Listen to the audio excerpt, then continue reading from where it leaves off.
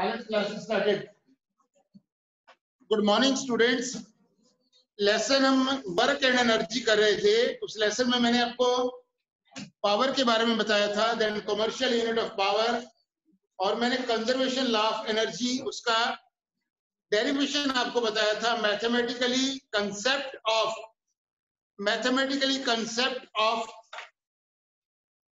conservation law of energy that prove that every point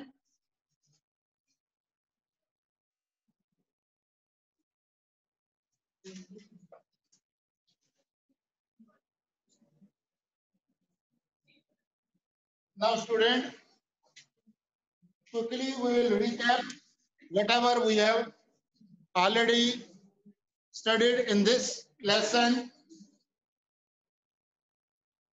हमने पढ़ा था, मैं जल्दी से पूरे लेसन को रिवाइज करा रहा हूं, कंप्लीट लेसन को रिवाइज कराऊंगा।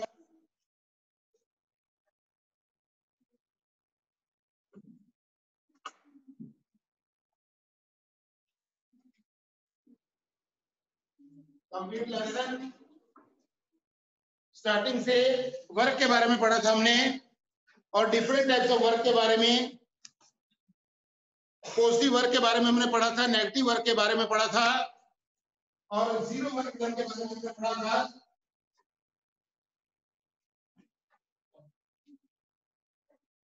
जीरो वर्क डन क्या है, पॉजिटिव वर्क डन क्या है, नेगेटिव वर्क डन क्या है, और उसके बाद में हमने एसआई यूनिट ऑफ वर्क की हमने पढ़ी थी।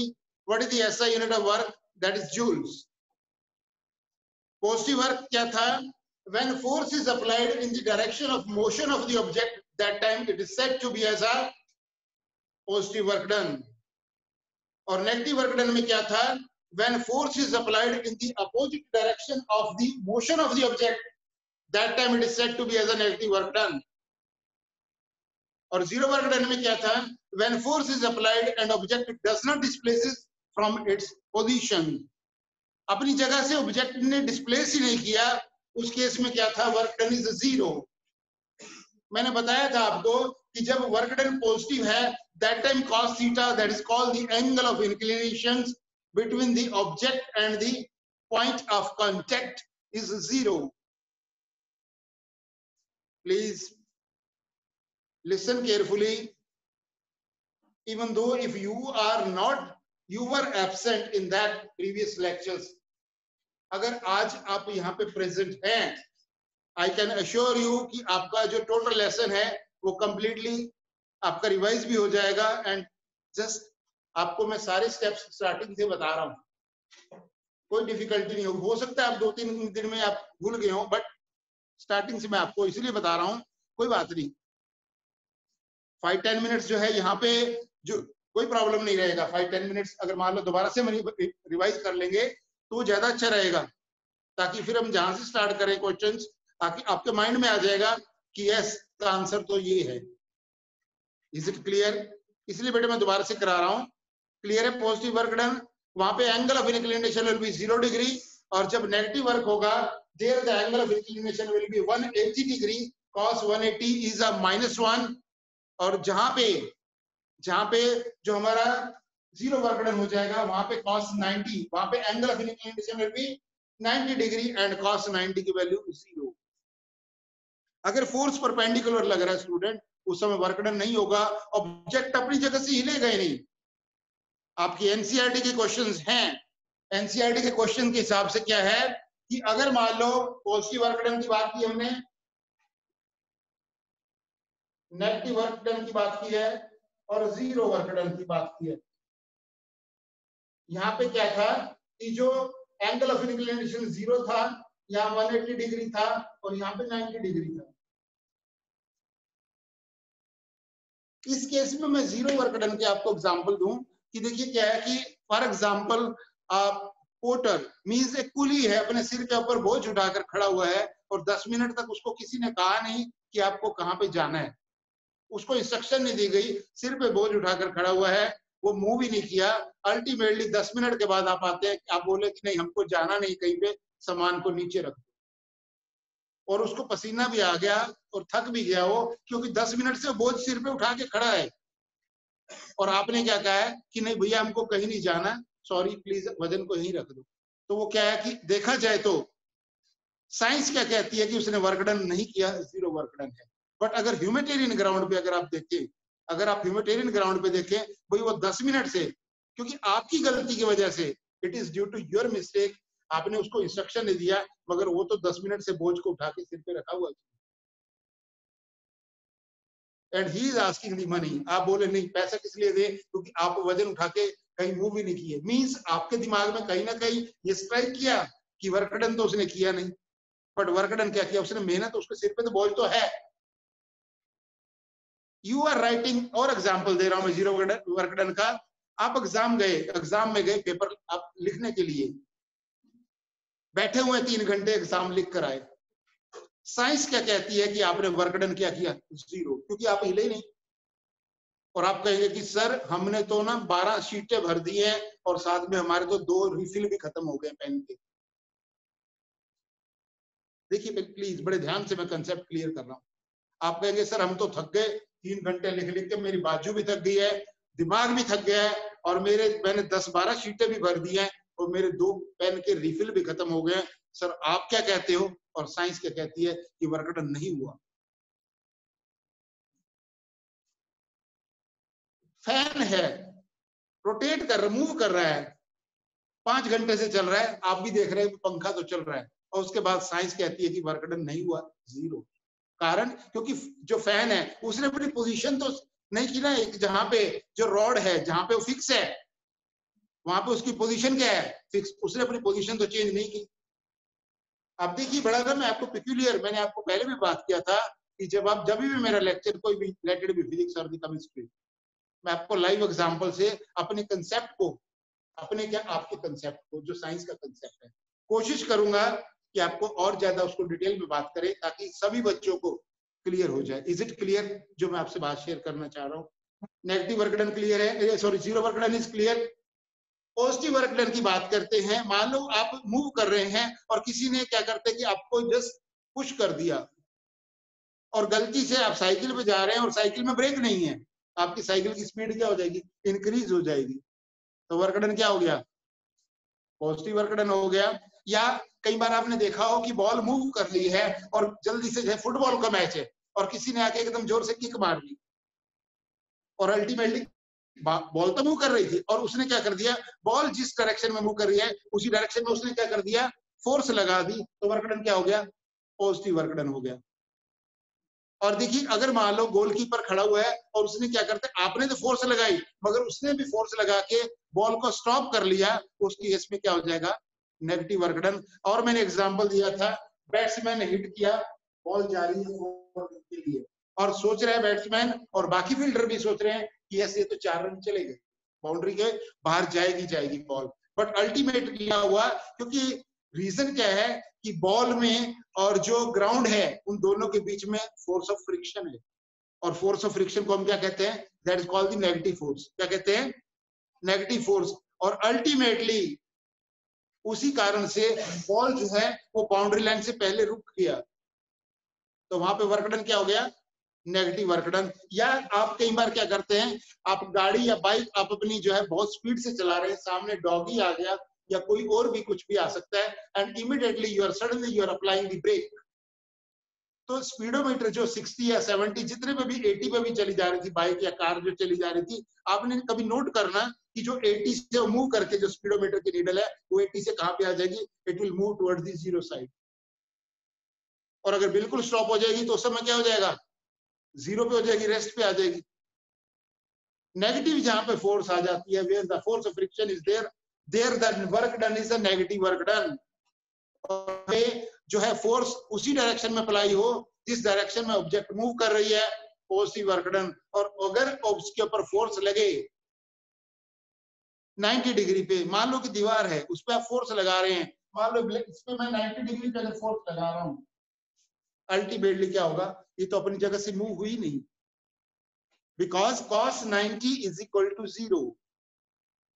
cos 90 मैंने आपको बताया था स्टूडेंट, फार्मूला क्या है, W equal to F into S into cos theta, where theta is the angle of inclination, even though this trigonometrical ratio, it is in the class 10th standard, but still at this juncture in the class 9th standard you must know at least about this, क्योंकि जो use हो रही quantity आपके इसमें उसके बारे में मालूम होना चाहिए ना, इसलिए मैंने आपको बता दिया कि where theta is angle of inclination. अब आप कहेंगे सर एंगल ऑफ इंक्लिनेशन क्या है, ये भी बताओ। Very good, please listen carefully and watch it. For example this is reference point, मेरी पाम जो है, और ये कोई ऑब्जेक्ट है डस्टर, दोनों यहाँ पे है, मेरी पाम के ऊपर डस्टर पड़ा हुआ है। और अभी मैं अगर आपसे पूछता हूं, अगर मैं आपसे पूछूं what is the angle of inclination between this duster and my palm, तो आप कहेंगे कि सर इसमें 0 डिग्री है, क्योंकि जो ये कांटेक्ट में इन दोनों के बीच में एंगल कितना है, 0 डिग्री। अब देखिए पॉजिटिव और नेगेटिव का मैं यहां से क्लियर कर रहा हूं। Now this duster is moving in the forward direction, means जो क्या है कि वहां पे क्या हो रहा है, 0 है और पॉजिटिव। अगर यही वाली फोर्स जो है, अगर मैं इसी डस्टर को ऐसे कर दूं, यहाँ पे क्या हो रहा है, यहाँ पे एंगल ऑफ इंक्लिनेशन कितना बन रहा है, 180 डिग्री बन रहा है, तो वर्क डन क्या हो गया, नेगेटिव। और अगर यह डस्टर है, अगर मैं फोर्स ऐसे लगा रहा हूं इस पे, it is not moving at all, 90 degree लग जाएगा, तो वर्क डन क्या हो जाएगा। कंसेप्ट क्लियर है बेटे, कोई डाउट प्लीज नोन वॉइस। किसी स्टूडेंट को बेटे कोई भी एक चीज अगर नहीं क्लियर है पढ़ाई के बारे में, you can ask me 100 times. I appreciate those students, those who will ask doubts. Please, जितना भी पढ़ेंगे बेटे ऐसा पढ़ेंगे ताकि कोई भी डाउट नहीं होना चाहिए। नेक्स्ट आता है कि ऐसा यूनिट वर्क के क्या है। अगर मैं फार्मूला लिखता हूं, डायरेक्टली अगर फार्मूला लिखता हूं, W इज इक्वल टू, अगर मान लो लिख देता हूं F into S, force into displacement. अगर फोर्स 1 न्यूटन है और डिस्प्लेसमेंट 1 मीटर है, तो work done is equal to 1 joule. I can say that कि the SI unit of work is 1 joule, means joule. और 1 जूल कैसे डिफाइन करना है, फोर्स 1 न्यूटन हो जाए, फोर्स क्या हो जाए 1 न्यूटन हो जाए और डिस्प्लेसमेंट 1 मीटर हो जाए, तो वर्क डन क्या होगा। मुश्किल है, प्लीज जब तक कोई भी चीज समझ में नहीं आ रही है, मुश्किल लगती है बेटे लाइफ में, याद रखना। और जब आप अपना इंटरेस्ट लेना स्टार्ट कर देते हैं, जब आपके मन में इच्छा हो जाती है कि यस कि मेरे को सीखना है, एक होता है कि आता है मतलब नहीं आ रहा है, बात दूसरी है। एक होता है कि नहीं मेरी इच्छा है कि मेरे को जानना है, ऐसा हो ही नहीं सकता। जब बाकी को समझ में आ सकता मेरे को ना आए, ऐसा नहीं हो सकता, मेरे को भी आना चाहिए ना, ऐसा फील होना चाहिए, तभी समझ में आएगा। मेरी पूरी कोशिश रहती है कि मेरी क्लास के अंदर let it be any number of the student, सभी स्टूडेंट को कंसेप्ट क्लियर होना चाहिए। मेरे लिए बेटे स्टार्टिंग में आगे बैठे और लास्ट में बैठे, all are same. Is it clear, बात क्लियर है बेटे। Now will switch on to the energy. Energy की बात करते हैं। एनर्जी क्या है, कैपेसिटी और एबिलिटी, दोनों में से कोई भी वर्ड आप यूज कर सकते हैं। एनर्जी क्या है, कैपेसिटी और एबिलिटी।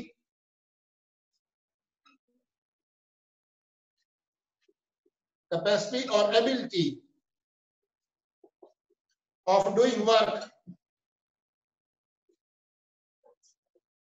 मैंने लिखा है एनर्जी इज द कैपेसिटी और ability to do work is called energy. इसका मतलब जो एनर्जी है उसके जो यूनिट रहेंगे वर्क के यूनिट भी सेम रहेंगे।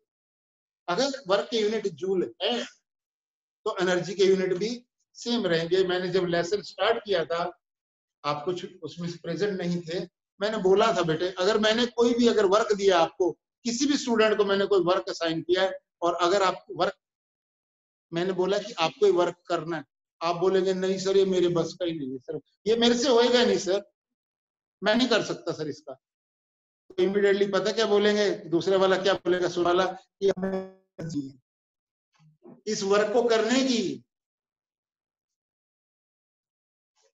you are not able to perform this work। is it clear? Definition के हिसाब से बेटे, डेप्थ में बेटे मैं इसलिए जा रहा हूं कि कंसेप्ट है क्लियर होना चाहिए। मैंने आपको वर्क असाइन किया, आपने बोला नहीं सर मेरे बस का तो नहीं है, सर मेरे से होएगा ही नहीं सर, इसका मतलब आपके अंदर एबिलिटी नहीं है, कैपेसिटी नहीं है काम करने की। अगर आप कोशिश करो कर सकते हैं। और थोड़ी देर के बाद आप सोच रहे, आपका ऐसा भी सिचुएशन हो सकती है, सर मेरे को 10 मिनट का टाइम दे दो, मेरे को सोचना है। तो 10 मिनट में अगर आपने मान लो सोचा, दिमाग पे जोर डाला कि यस अगर मैं इसको ऐसे करूं तो मैं 10 की बजाय मैं तो 4 मिनट में कर सकता हूं, और आपने 10 मिनट में जवाब मेरे को दिया कि सर आपने हैंड रेज किया, sir yes I can do it, इसका मतलब क्या है, अब आप में अंदर क्या आ गई, एनर्जी क्रिएट हो गई ना, यस मैं तो कर सकता हूं इस काम को, ये तो काम इतना मुश्किल है ही नहीं है। देखो क्या होता है, ये चीज हिडन होती है, थोड़ा सा कंसेप्ट से और डिटेल में बात कर रहा हूं मैं आपसे।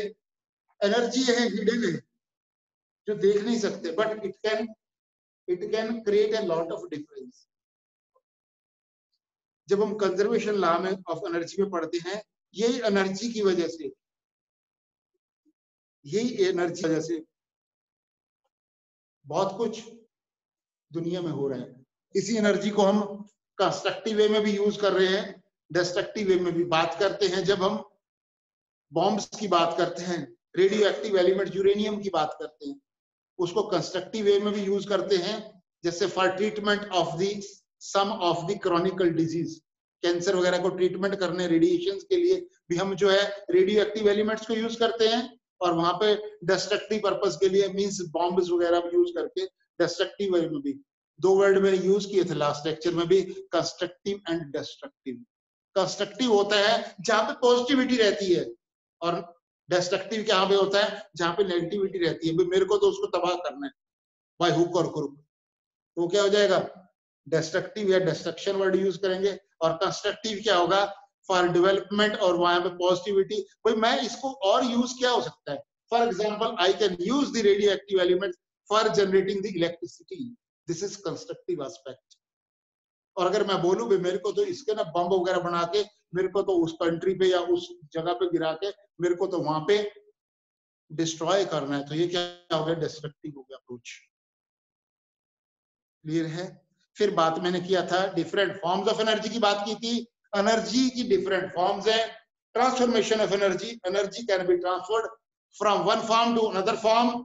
मैं बोल रहा हूं आपसे, साउंड एनर्जी है, माइक है सामने, इलेक्ट्रिक एनर्जी में कन्वर्ट हो गया, वायर्स के द्वारा इलेक्ट्रिक एनर्जी जा रही है, आगे लाउड स्पीकर है, स्पीकर ने कन्वर्ट कर दिया इलेक्ट्रिक को अगेन साउंड में।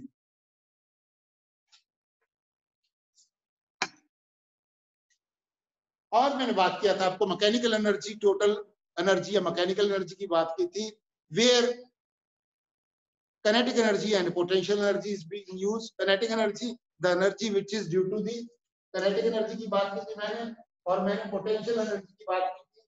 फार्मूला भी मैंने आपको स्टूडेंट कराया था, 1/2 mv² और m into g into h, और इन दोनों को ऐड कर देंगे टोटल एनर्जी हो जाएगा। क्लियर है। और इसमें 1/2 तो कांस्टेंट है, m मास है और v वेलोसिटी या स्पीड है। यहाँ पे m मास है, g acceleration due to gravity और h हाइट है। Please no noise. ऑब्जेक्ट यहाँ पे है, अब इसको मैं लिफ्ट करके ऊपर लेके गया, इसकी पोजीशन चेंज कर दी है, यहाँ पे पोटेंशियल एनर्जी आ गई। कार मूव कर रही है, बाइक मूव कर रही है, रोड पे व्हीकल मूव कर रहे हैं, जब भी ऑब्जेक्ट मूव करते हैं देयर किनेटिक एनर्जीज का कंसेप्ट लगता है। और मैंने कंजर्वेशन लॉ आपको बता दिया था। पावर की बात की थी मैंने, the rate of doing work is called power. Physics में रेट का मतलब पैसे से नहीं है बेटे, रेट का मतलब है टाइम से। और आजकल की दुनिया में आप किसी को कुछ दो ना दो, धन दौलत कुछ भी अगर मान लो नहीं दे रहे, अगर आपके पास टाइम है किसी के लिए, आप time, that is only the great.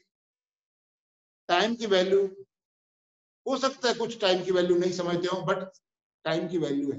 कहीं पे आप जॉब, कुछ भी आप काम करेंगे, वहां पे आवर्स काउंट होते हैं। तो यहाँ फिजिक्स में भी जहाँ रेट की बात हो गई, यहाँ पे टाइम की है। पावर की बात कर रहा था मैं, पावर क्या है, power it is the rate of doing work, rate का मतलब है time, work done,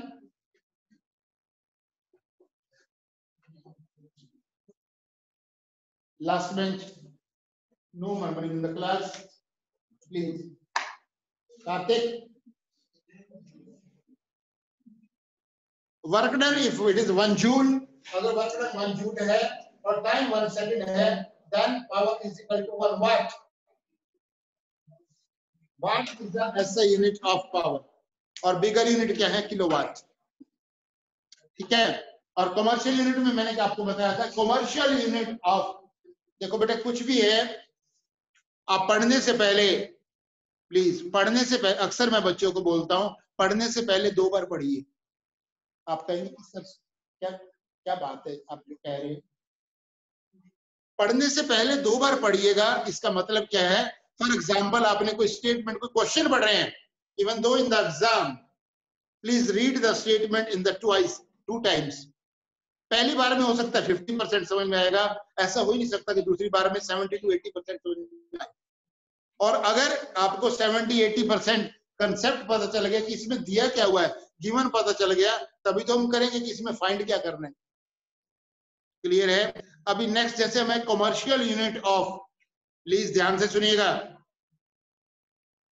commercial unit of electric energy, word है कमर्शियल यूनिट ऑफ, बड़े ध्यान से बेटे, मैं उसको बड़े स्लोली बोल रहा हूं, commercial unit of electric energy. Last में मैंने स्टॉप किया एनर्जी से, और यहां पे हमारे पास क्या है, power is equal to W/T, और हमने क्या बात की है, commercial unit of electric energy. Energy का मतलब है वर्क डन। अगर मैं क्रॉस मल्टीप्लाई करूंगा इसको तो क्या हो जाएगा, W is equal to P into T। इसका मतलब क्या है, अगर पावर मेरी किलोवाट में है, बिगर यूनिट, और टाइम आवर में है, तो kilowatt hour it is the unit of, ये क्या है, 1 यूनिट है, जिसको क्या बोल दिया मैंने, commercial unit of electric energy. घरों में जो बिजली का बिल आता है student, that is only the, कि आपने जितने इलेक्ट्रिकल अप्लायंसेस हैं घरों में, कितने यूज किए उस पर्टिकुलर मंथ में, उन्होंने कितनी एनर्जी यूटिलाइज की है, that is only the kilowatt hour. और उसी के हिसाब से उसको क्या कर देते हैं, सिंपली डिवाइड कर देंगे 3.6 10⁻⁶ जूल से डिवाइड करके नंबर ऑफ यूनिट निकाल देंगे, और नंबर ऑफ यूनिट से बोल देंगे कि यस 300-400 जितना भी आप यूज किया है, और multiply with the per unit cost. Different states में डिफरेंट कॉस्ट रेट है। मान लो हरियाणा की बात करते हैं, 5 रुपीज 60 पैसा या जितना भी है, and some of the other taxes and all, कुछ टैक्सेस वगैरह मिला के उसके हिसाब से आपका बिजली का बिल आता है। Is it clear? ये टोटल बेटे लेसन मैंने, आप रिकैप समझिएगा, रिवीजन समझिएगा, रेपिटेशन समझिएगा। It was for those students also, those who were not present in the previous lecture. ठीक है, क्योंकि जो नहीं थे प्रेजेंट, हो सकता है उन्होंने लाइव क्लास भी अटेंड नहीं की हो, ऐसे हैं स्टूडेंट। कुछ ऐसे भी हैं लेक्चर ऑन करके आप कहीं पे सिर्फ दिखाने के लिए कि यस कि ऑन है, वहां पे दिखाई दे रहा है कि पार्टिसिपेंट में, but physically they are not available there. Please मत करना ऐसे वाली चीटिंग। अगर यहाँ पे हैं आप बैठे हैं, कोई भी क्वेश्चन आपका अगर मान लो समझ में नहीं आया, I am here to clear your doubts. Is it clear students? ठीक है, जिस तरह मैंने आपसे बात की है बेटे इस लेसन के बारे में, till now anything is not clear, please you can ask, otherwise I will just start with the NCERT. yes हाँ बेटे बोलो, कौन सा क्वेश्चन है आपका? क्वेश्चन है, अच्छा हो गया solve, please done. yes now student will solve the NCERT questions. ठीक है, NCERT क्वेश्चन करेंगे बेटे। लास्ट क्वेश्चन हमने किया था, लिसन केयरफुली,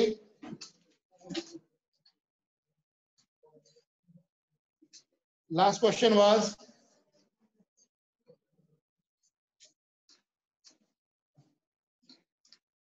न्यूमेरिकल किया था बेटे हमने, yes,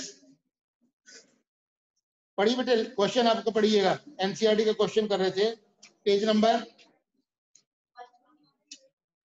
please read it out. क्या है क्वेश्चन? क्वेश्चन क्या है? इससे पढ़े क्या? हेलो स्टूडेंट्स, एक्सरसाइज स्टार्ट कर देते हैं, ठीक है? स्टार्टिंग से क्लियर है? किया था हमने? हाँ जी, क्या क्वेश्चन क्या है?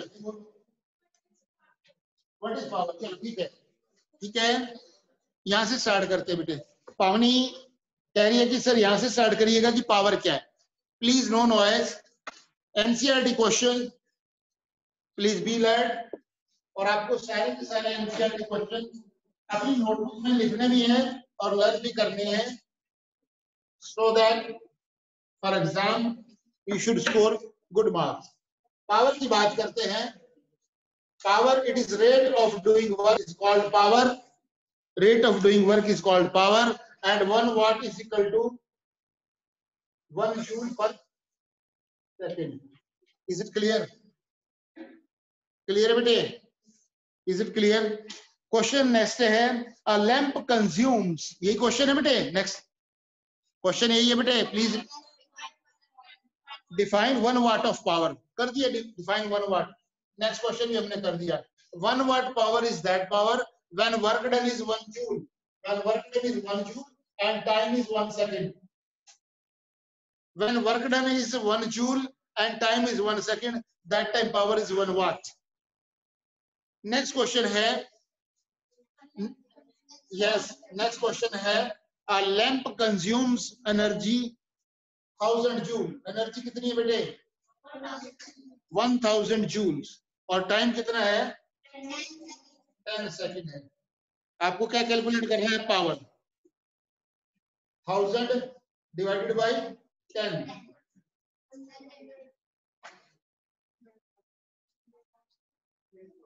100 वाट।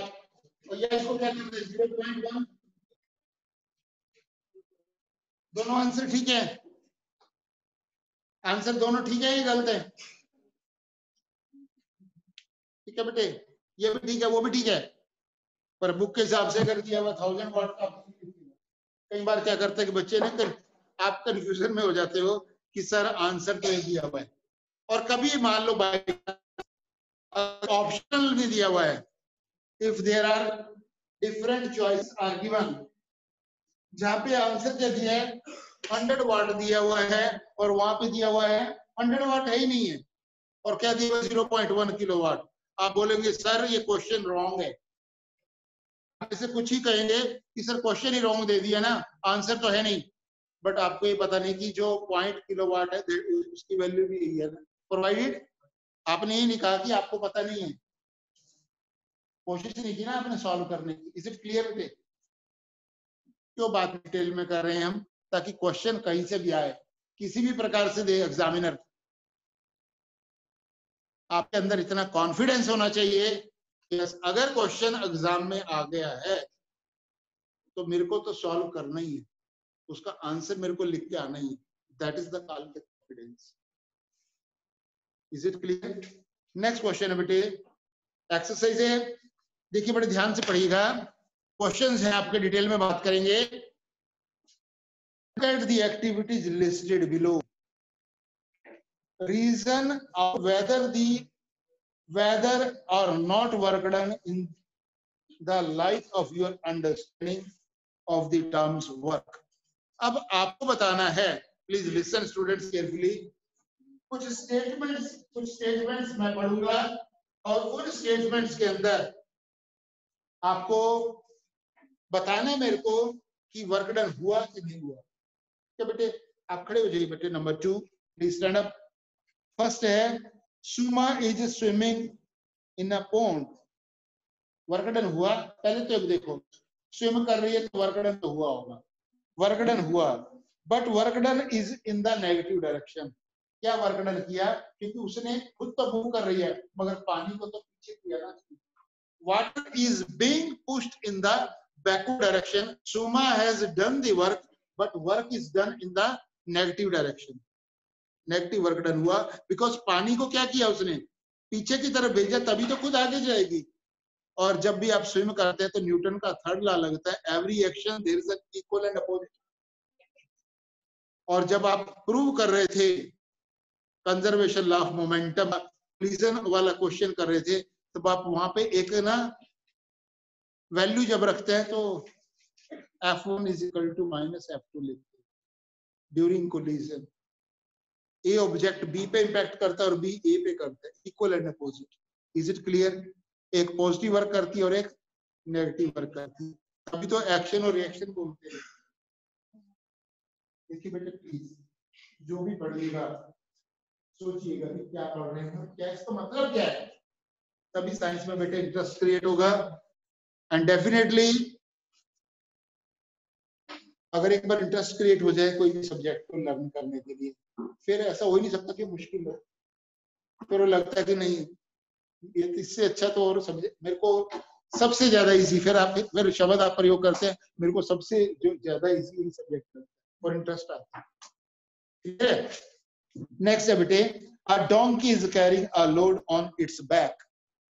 डोंकी इज कैरिंग, अभी मैंने थोड़ी देर बात की थी, मैंने डोंकी की जगह मैंने वर्ड यूज किया था porter is carrying the load on his head. कुली अपने सिर पे वजन उठा